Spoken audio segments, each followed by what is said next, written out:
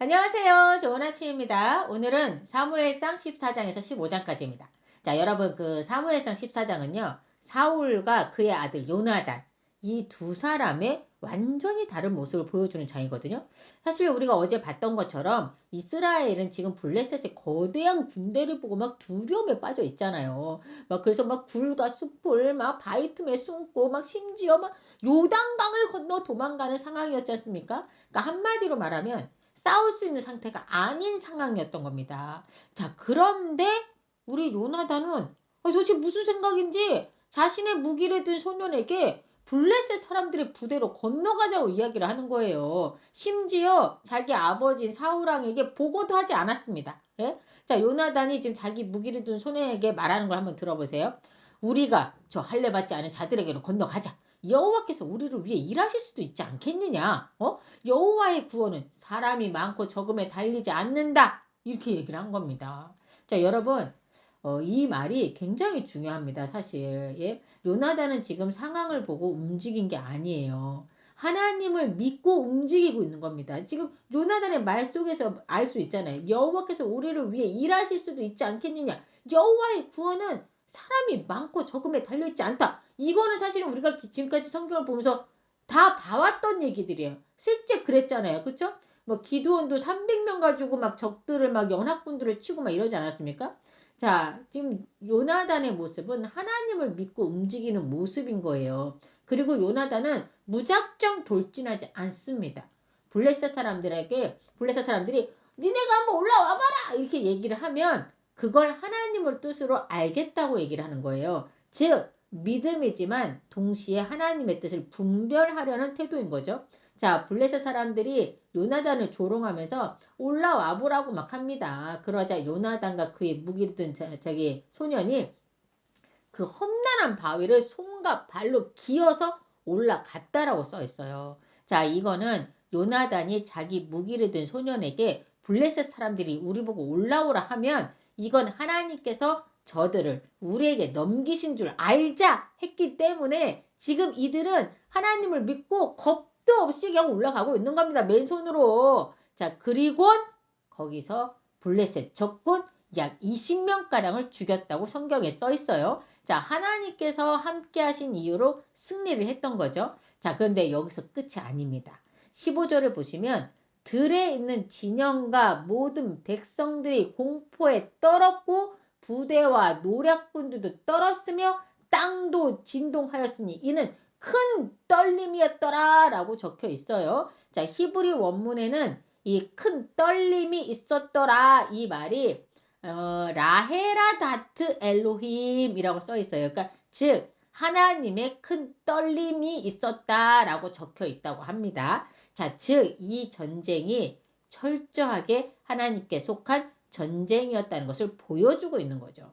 자, 이건 아까 요나단이 말한 대로 하나님이 반드시 우리를 위하여 일하실 것이라고 말한 대로 하나님께서 임해 주신 것을 알 수 있는 거죠. 그래서 여러분 그 우리의 신앙 고백이 진짜 중요한 것 같다라는 생각이 오늘 또 한 번 들었어요. 예? 우리도 입술로 하나님을 믿고 나아가는 그 담대한 말들을 우리 해 나갑시다. 예, 저부터 해야 됩니다. 저부터. 예. 자, 이스라엘 백성들과 사울이 블레셋 진영이 뭔가 이상한 걸 본 거예요. 조용히 대치했던 그들이 갑자기 무슨 일들인지 막 허둥지둥대고 뭔가 움직임이 바빠 보이고 막 이상한 거죠. 지금 이스라엘 백성들이 보니까. 자, 그 사울도 지금 이상한 거예요. 그러니까 사울이 뭔가 이상함을 감지합니다. 그리고 뭔가 이상해서 혹시나 우리 진영에서 없어진 자가 누구인지 알아보라고 지시를 해요. 자, 그러자 자기 아들 요나단과 그의 무기를 든 소년이 없어진 걸 알게 된 겁니다. 자, 상황을 다 파악한 후에 그와 함께한 모든 자들이 전장에 가본즉 블레셋 사람들이 각기 칼로 자기 동무들을 치임으로 크게 혼란하였더라라고 성경에서 말하고 있거든요. 자, 이거를 보고 사울도 이제 블레셋 사람들을 치기 시작하고 그리고 에브라임 산지에 숨어있던 막 다 하늘로 가고 막 숲으로 숨고 막 그랬잖아요. 그 사람들도 숨어있던 이스라엘 모든 사람들도 도망치는 블레셋 사람들을 추격했다라고 써 있습니다. 자, 여호와께서 그날에 이스라엘을 구원하셨다라고 말하고 있죠. 자, 여러분 여기까지 보면은 와, 완벽한 승리다 라고 생각할 수 있죠? 예, 아니요. 완벽한 승리, 얘네가 다 도망갔으니까 뭐 완벽한 승리라고 할 수 있지만, 사실 이게 하나님께서 하신 전쟁이잖아요. 사람이 한 게 아니에요. 그쵸? 그러니까 사실 완벽한 승리라고 할 수 있는 거죠. 사실 이 당시 전쟁은 그야말로 백성들이 한 발 한 발 고지로 넘어야 하는 그 백병전이었다고 하더라고요. 그렇기 때문에 24절에 보면 백성들이 피곤했다라고 써 있죠? 자, 문제는 이제부터 시작됩니다. 자, 하나님께서 이렇게 이끌어 주시는 이 전쟁, 승리가 눈앞에 있는 이 전쟁, 그쵸?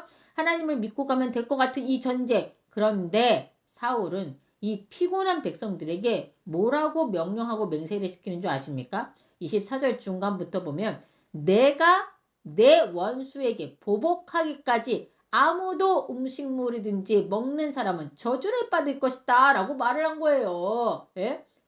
자, 보세요. 내가 내 원수에게 보복하기까지 아무도 음식물이든지 먹는 사람은 저주를 받을 것이라. 자, 여러분. 이 명령이 어떤 결과를 가져왔을까요? 예. 아, 뻔하죠? 예. 이미 지쳐있던 백성들이 더 극도로 피곤해집니다. 예.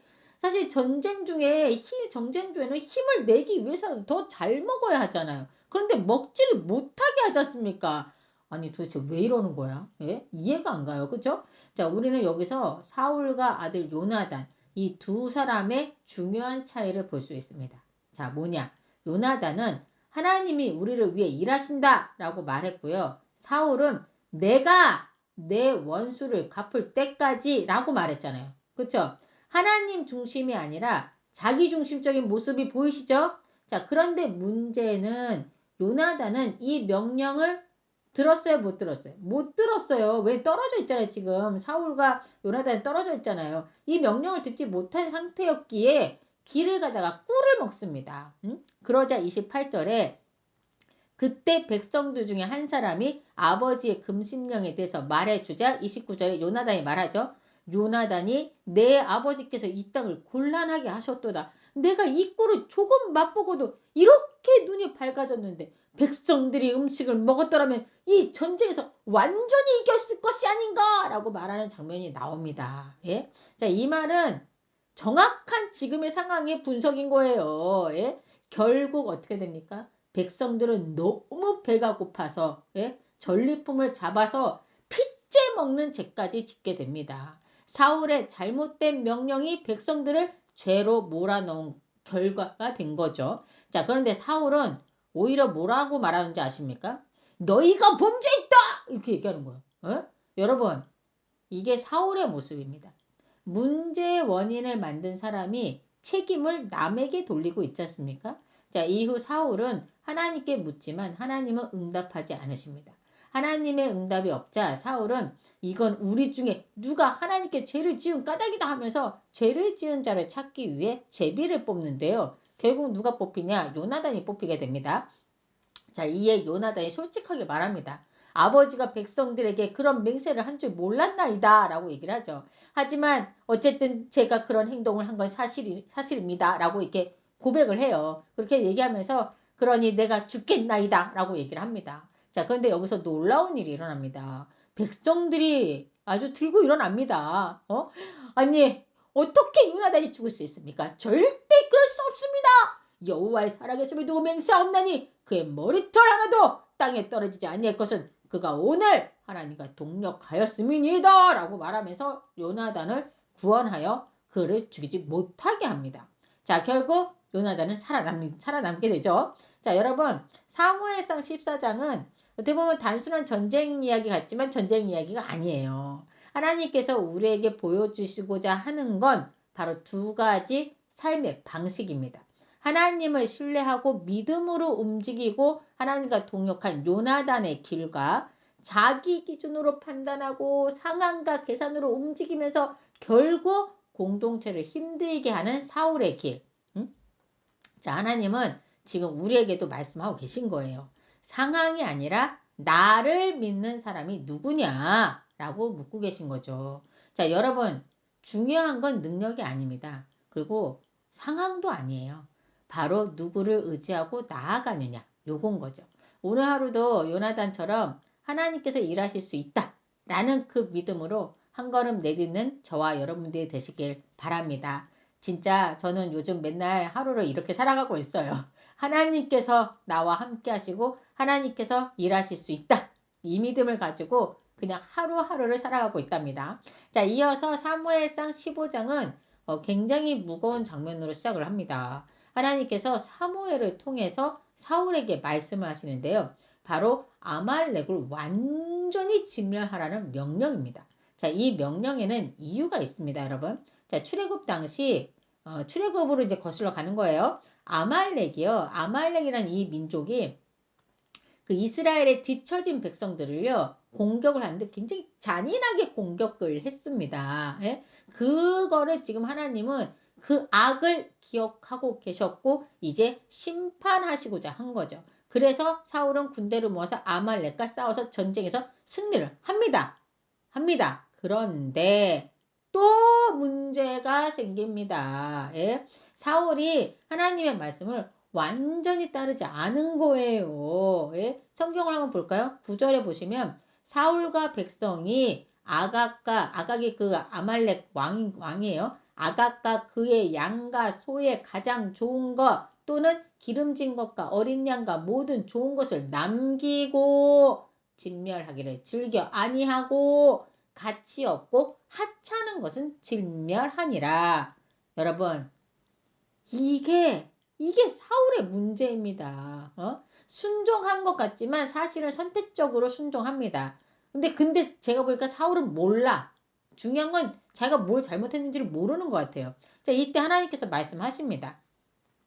내가 사울을 왕으로 세운 것을 후회한다.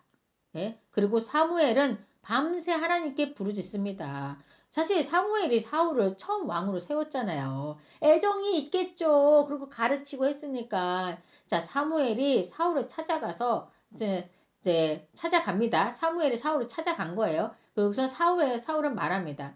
사울이 뭐라고 사무엘에게 말하냐면 저는 하나님의 명령을 다 지켰습니다. 라고 얘기한 거예요. 모르는 거야. 지금 자기가 뭘 잘못했는지. 자, 그때 사무엘이 말합니다. 왕이시여, 그러면 이 양의 소리는 무엇입니까? 라고 얘기합니다. 사울은 바로 변명을 합니다. 아니 그게 아니고요. 백성들이 하나님께 제사하려고 좋은 놈들을 남겨둔 겁니다. 라고 얘기한 거예요.